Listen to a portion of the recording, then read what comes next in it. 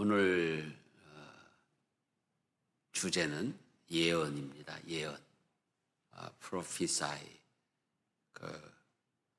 앞으로 되어질 일을 미리 이해하게 한다. 그런데 이것은 점장이가 쪽집게처럼 이렇게 앞으로 뭐 이런 일을 이야기하는 거하고는 다른 차원입니다. 특별히 오늘 이 예언이라고 하는 것은 우리 교인들이 하면 그 거짓 선지자들에게 이렇게 낚시질 당할 수 있는 그런 지점이기 때문에 이 예언을 우리가 잘 알고 또 이 예언의 말씀을 우리가 들을 수 있고 또 우리도 예언을 할 수 있는 그런 사람이 돼야 되겠습니다. 우리 교회에서는 이 예언을 앞으로 이루실 하나님의 계획, 그 계획을 계시하는 것이다.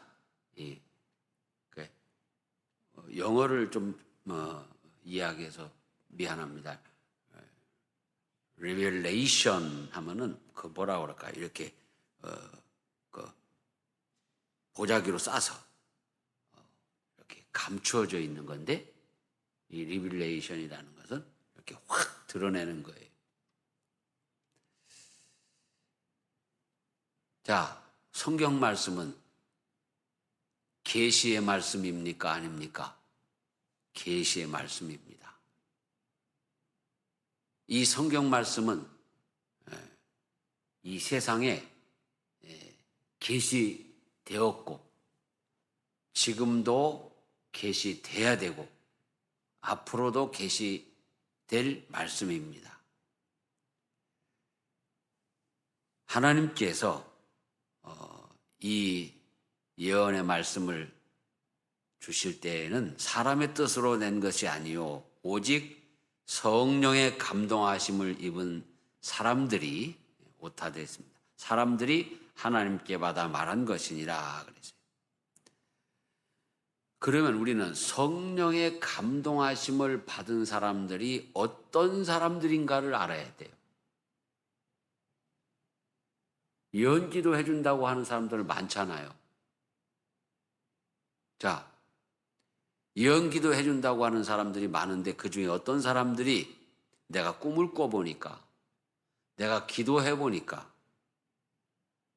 내 마음에 감동이 왔는데 그런 이야기들 하지요. 하나님의 말씀에 이렇게 얘기하는 사람은 별로 없어요. 그렇게 얘기하는 사람 보셨나요? 하나님의 말씀에 가령 로마서 2장 1절에 말씀이 이렇습니다 라고 말씀을 가지고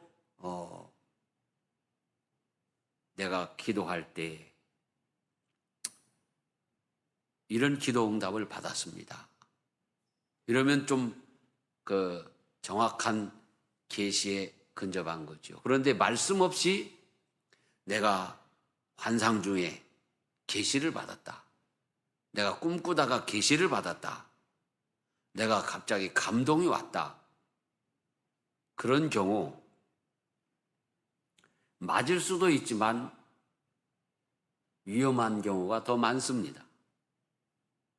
자, 환상이나 꿈이나 이런 감동들은 객관적일까요? 주관적일까요?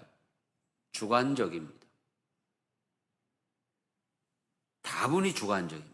그래서 내가 내일은 수박을 한 통 먹고 싶다. 그러면 자다가 수박 먹는 꿈을 꿀 수도 있어요. 그리고 이 집사가 좀 다리가 한짝 부러졌으면 좋겠다. 미워. 그런 생각을 많이 하다 보면요. 꿈에 그 비슷한 꿈을 꿀 수 있어요. 그럼 계시일까요? 아닐까요? 수박 먹고 싶어 하다가 수박 먹는 꿈을 꾸면 계시일까요? 아닐까요? 아닙니다. 계시라고 하는 것은 하나님의 뜻을, 하나님의 말씀을 받은 그리스도인이 성령의 감동으로 그 말씀을 받아들이고 또 그 말씀을 전하는 것입니다. 그래서 환상을 보았다. 그러면 환상을 무엇으로 이렇게 해석을 하고 또 이 환상을 해석하는 기준은 무엇이어야 할까요? 한번 여러분 생각해 보세요. 환상을 해석하고 환상을 이렇게 전하는 이 기준이 뭐겠어요? 하나님의 말씀입니다. 그렇기 때문에 여러분이 만약 무슨 환상을 보셨다면 반드시 그 환상이 하나님의 말씀과 부합되는지를 검토해 보시기를 바랍니다. 큰일 났어. 어젯밤에 환상 중에 우리 교회가 막 불이 타버려서 그러면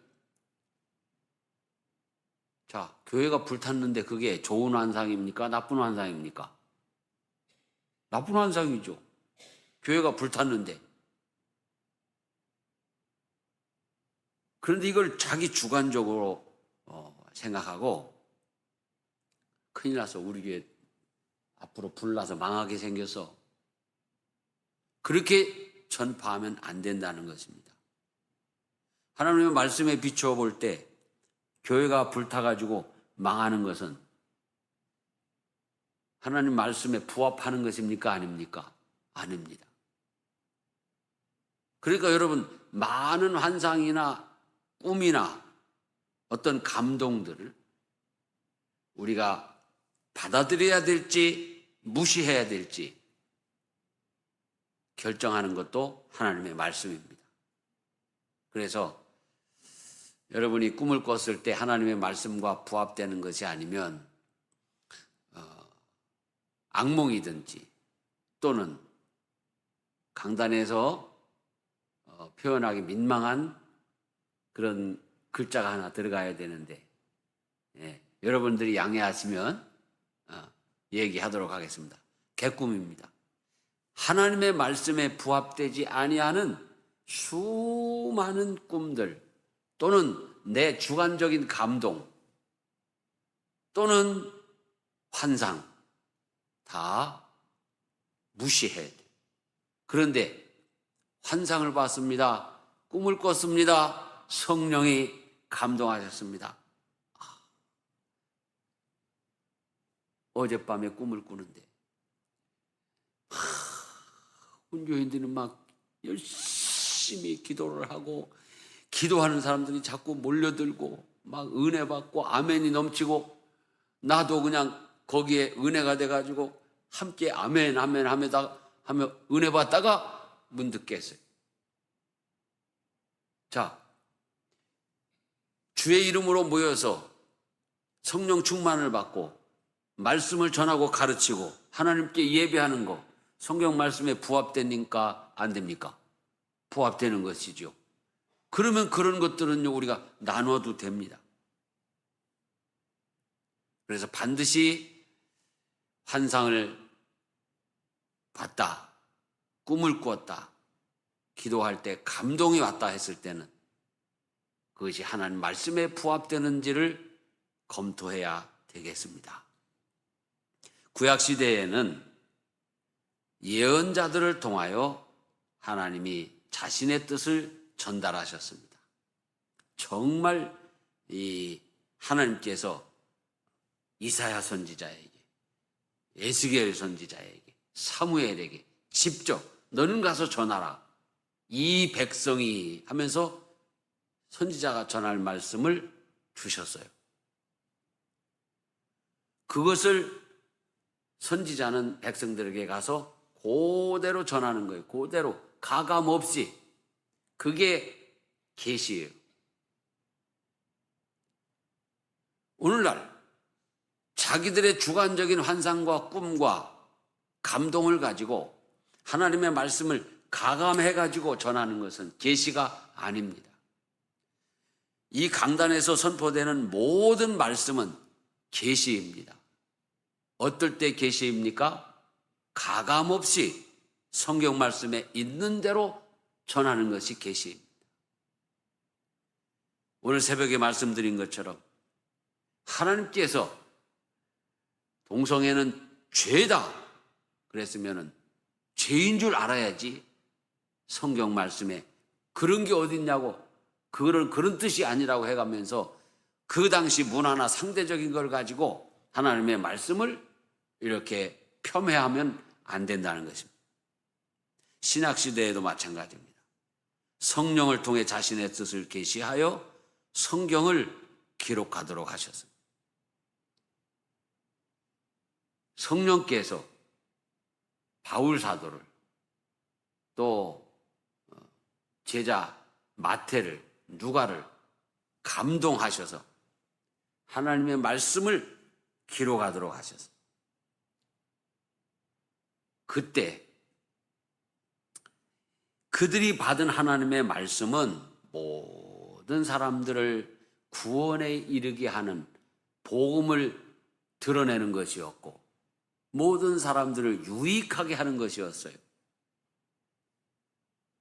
여러분, 유익이라는 말씀이 디모데후서 3장에 16절로 17절에 기록되어 있습니다. 모든 성경은 하나님의 감동으로 된 것으로 교훈과 책망과 바르게 함과 의로 교육하기에 유익하니 이는 하나님의 사람으로 온전하게 하며 모든 선한 일을 행할 능력을 갖추게 하려 함이라. 유익하다고 그랬어요. 그러면 이 유익이라는 것이 어느 유익이냐? 내 영혼에 유익이 되고 모든 사람들을 구원하는 데 유익이 되고 내 삶에 복되게 살아가는 데 있어서 유익이 되는 것이 바로 하나님의 말씀이라는 거예요. 여러분, 하나님의 말씀이 우리에게 손해가 됩니까? 유익이 됩니까? 유익이 됩니다. 사실 이 영적인 삶의 은총과 땅 위의 삶의 은총은 별개의 것이 아니에요. 그래서 제가 늘 입에 달고 이야기하다시피 하는 것이 무엇입니까? 예수 잘 믿으면 부자 된다. 아니, 예수 잘 믿으면 부자 되나요? 예. 예수 잘 믿으면 부자 됩니다. 일단 사람이 근면 성실해지고 삶의 자세가 정직하게 되고 그보다 근본적인 건 예수 잘 믿는 사람에게 하나님께서 복을 주십니다. 우리 하나님은 복의 근원이십니다. 여러분, 하나님께서 복을 주실 때 예수 잘 믿는 사람을 복 주시겠습니까? 아니면 잘못 믿는 사람을 복 주시겠습니까? 잘 믿는 사람을 복 주시는 것입니다. 그 구체화가 어디서 일어납니까? 교회를 섬기는 모습 속에서 나오는 것입니다. 예배를 열심히 잘 드리는 사람에게 복을 주실까요? 사계절 신자에게 복을 주실까요? 사계절 신자 뭐예요? 봄, 여름, 가을, 겨울. 또는 네바퀴 신자, 유모차에 실려왔다가 장례식 차, 리무진 타고 가는 신자에게 복을 주실까요? 예배 열심히 잘 드리는 그러한 교인에게 복을 주시지 않겠습니까? 아브라함이 가는 곳마다 제단을 쌓으니 하나님께서 이것을 아브라함의 믿음으로 그리고 아브라함의 그 제사를 받으시며 하나님 기뻐하시고 복을 주셨어요.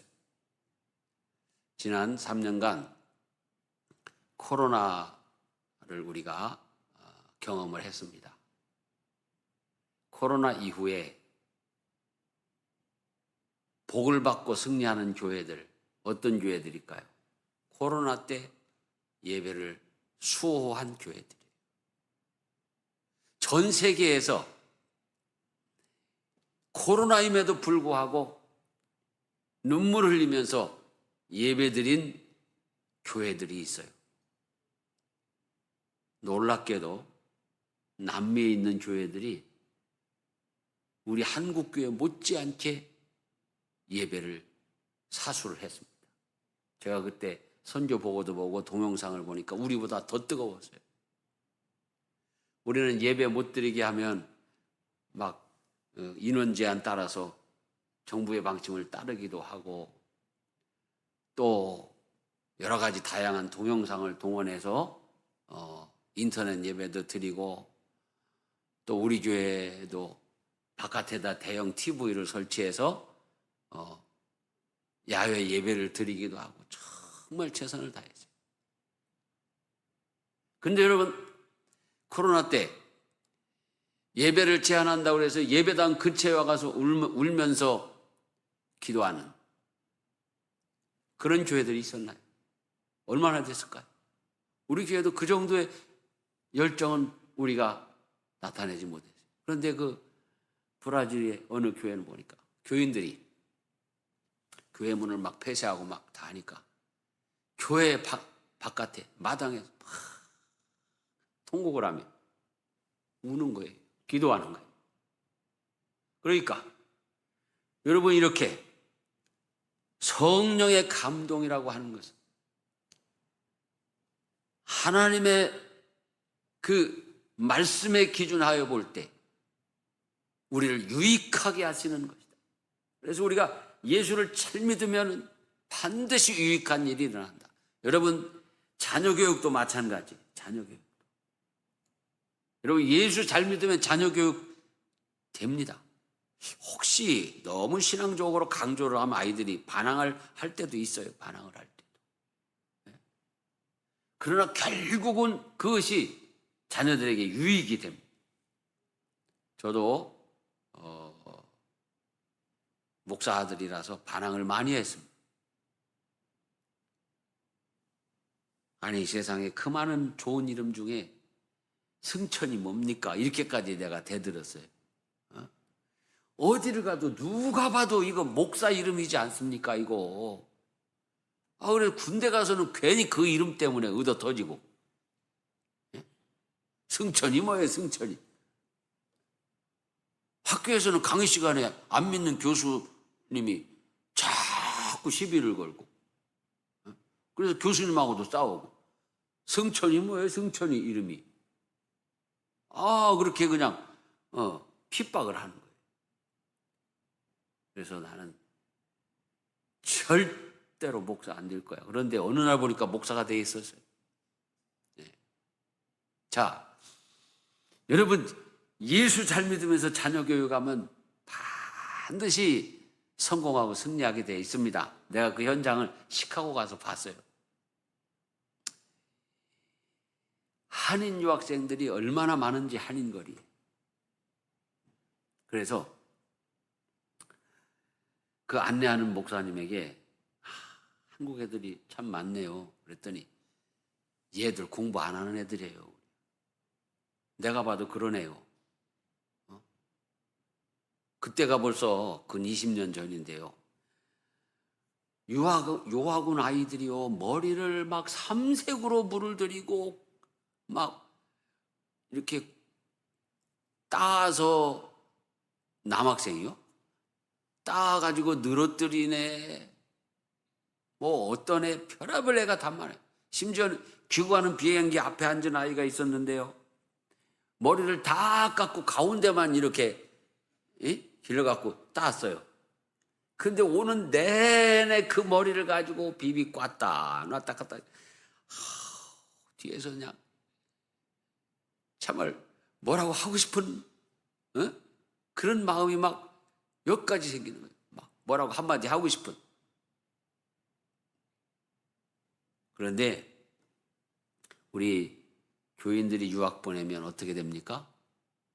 일단 담임 목사님에게 와서 기도를 받고 가지요. 그냥 가면 안 됩니다. 우리 가끔 해외 연수 갈 때도 우리 성도들, 집사님들 꼭 와서 기도받고 갑니다. 어디로 간다고. 그러면 다 알아요. 네트워킹이 돼 있어요.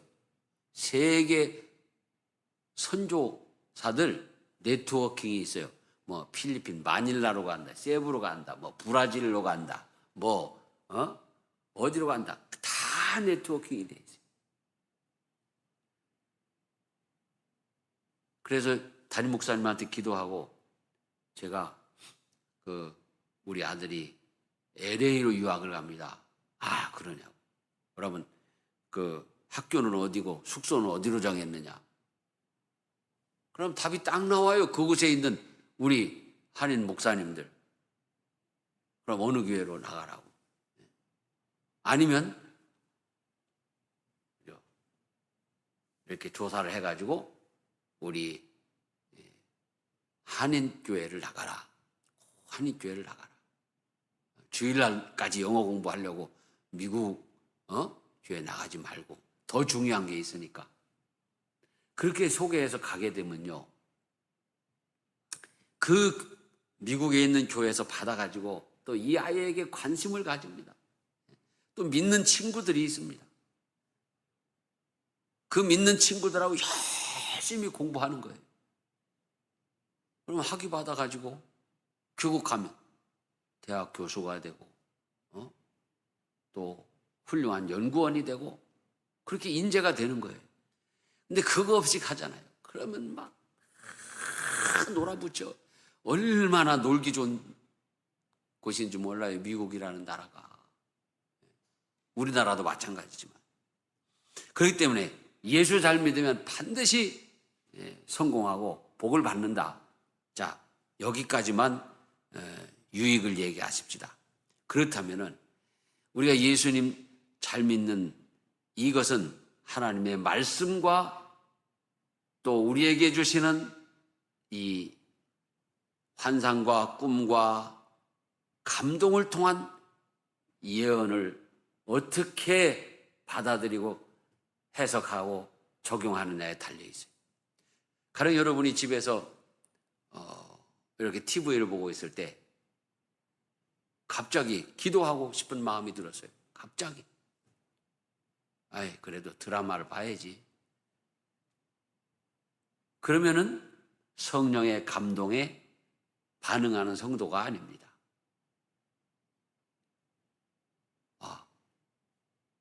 내 마음의 감동이 자꾸 교회 와서 기도하라고 그러네. TV를 끄고 교회 가서 기도하자. 자, 여러분 이것이 유익합니까? 손해나는 겁니까? 유익한 것입니다. 기도하라는 성령의 감동.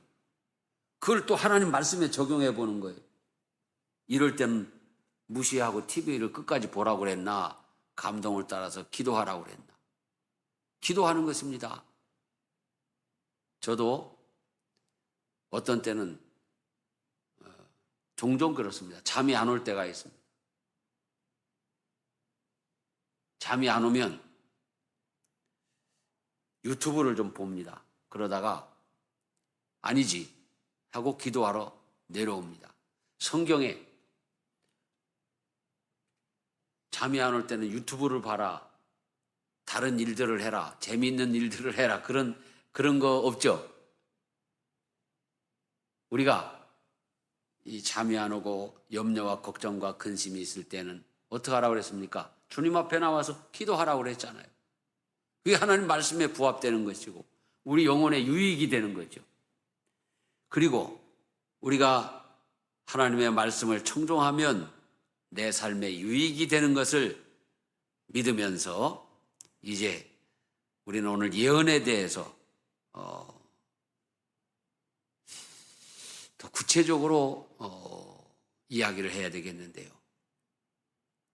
우리가 예언의 은사를 받았다 칩시다. 예언의 은사를. 그러면 예언의 은사를 받았을 때 어떤 사람에게 유익이 되는 말씀을 전하는 것이 예언일까요? 아니면 저주를 전하는 게 예언일까요? 유익이 되는 걸 전하는 게 예언입니다. 구원에 대한 말씀, 또 하나님 주시는 축복에 대한 소망을 이야기하는 것이 하나님의 말씀이고 예언인 것입니다. 그렇기 때문에 오늘 이 예언 가지고 개인의 사욕을 충족하려고 하는 사람들, 또 거기에 미혹되는 사람들 다 스탑해야 됩니다. 미국이든 한국이든 세계 어디든 이 하나님의 말씀을 가지고 개인의 사욕을 충족하려고 하는 사람들이 너무 많습니다. 이단을 만든 사람들도 마찬가지예요. 하나님의 말씀을, 예언의 말씀을 그 본래의 목적을 벗어나서 개인의 사욕을 추구하려고 하는 것이다. 그래서 어떤 사람이 자기가 예언의 은사가 있다고 기도해 준다고 하면 절대로 받으면 안 됩니다. 그 다음에는 반드시 금품을 요구하게 돼 있어요. 또 어떤 개인의 사욕을 위한 요구를 하게 돼 있어요. 금품이 아니더라도. 어떤 사람이 신천지에 들어갔어요. 가서 바로 전해오는 소리가, 아우, 신천지에 왔더니 너무 좋더라. 헌금 얘기를 안 하더라. 그러다 얼마 있다가 다 내놓으라고 그래가지고, 다 내놨어. 가지고 있는 식당도, 가지고 있는 집도. 교회에서는요, 여러분이 다 내놓기를 원치 않습니다. 무슨 얘기입니까? 우리가 다 바쳐야죠. 내 생명도, 재산도 다 주님 건데. 그런데 주님이, 자, 내가 월급이 500만 원인데 500만 원 다 갖다 내면 좋아하실까요? 가령 이럴 수는 있습니다. 첫 월급이니까 하나님께 내 평생 첫 월급이니까 다 드리겠습니다. 그건 참 박수 쳐줄 만하죠. 그런데 두 번째 달에도 다 내놨어. 500만 원 또 갖고 왔어. 세 번째 달에도 500만 원 또 갖고 왔어. 안 되죠. 그렇게 하면 살 수가 없잖아요. 결혼도 해야 되고, 아이가 생기면 아이도 키워야 되고, 교육도 해야 되고. 그래서 하나님이 11조를 내라고 한 거예요. 11조. 11조 정신이 뭐냐? 세금 받는 게 아니에요. 내가 늘 강조하지만 11조 정신은 하나님이 우리에게 다 바치라고 하시면서도 하나님이 다 받지 않으냐 하시고 다 주시는 은혜예요. 그 약속의 축복을 우리가 알아야 돼요. 내게 있는 모든 것이 다 내 것이다. 그래서 500만 원 월급을 받았다. 그러면 10분의 1을 구별하고 나머지는 내가 써라 그랬어요. 그러면 10분의 1은 어떤 상징을 가지고 어떤 의미를 가지고 있습니까? 다라는 의미를 가지고 있어요. 다. 10분의 1. 자, 오늘은 여기에다가 구약에서 초태생을 하나님께 바치라 하는 의미를 좀 같이 하겠습니다. 여러분, 초태생, 식물이든 동물이든 처음 난 것, 그게 훌륭합니까? 조금 떨어지는 겁니까? 농사 짓는 분들. 자, 오이를 심었어, 오이. 근데 오이를 심어서 열매가 맺었는데 첫 것이요, 첫 것. 첫 것이 길쭉길쭉하니 좋습니까? 어딘지 좀 떨어집니까? 떨어집니다. 예? 근데 왜 하나님이 첫 것을 가져오라고 하셨냐 이거예요. 또 사람으로도 말하면 첫 것. 아니 우리 어머니 아버지는 말해요. 또 뭐 아들을 낳으면 둘째를 바치겠습니다. 셋째를 바치겠습니다. 이러셔야지 첫 아들을 바치겠습니다. 이래버렸잖아요. 99.99%가 다 그렇게 기도합니다. 그래서 내가 거기에 딱하니 타겟가 돼서 태어난 거 아닙니까? 첫 것. 그래서 뭐라고 그래요? 첫 것을 문열이라고 그래요. 문열이. 에휴, 저 문열이. 문열이가 뭐냐면 처음 나와가지고 좀 부실해. 열매가 됐던 사람이 됐던. 제가 어디 가서 제 아우가 있는 아우교회가 설교를 하는데 온 교인들이 엄청난 관심을 가지고 나를 기다렸어요. 그래서 강단에 올라가서 내 아우 목사하고 나하고 다른 게 뭡니까? 키가 좀 다르네요. 내가 키가 좀 작아요.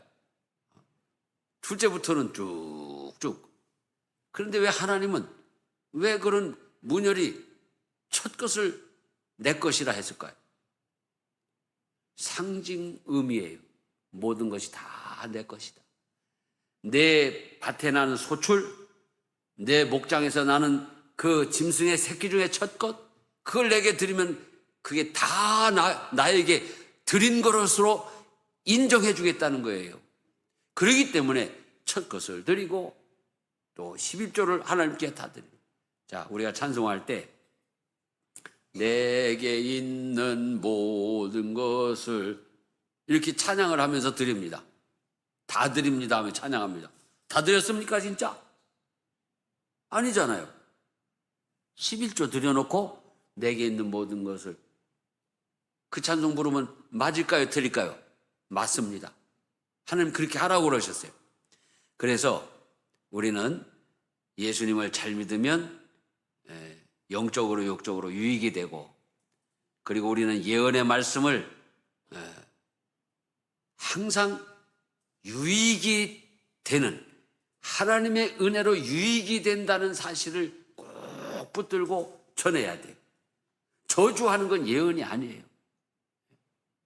저주하는 것. 특별한 경우는 있겠지만, 발람과 발락의 경우처럼 특별한 경우는 있겠지만, 우리는 이 시대에 예언의 말씀은 항상 저주가 아니라 축복이고 영적으로 유익이 되게 하는 것이다. 그래서 고린도전서 12장에 보면 각 사람에게 성령을 나타내시면 유익하게 하려 하심이라.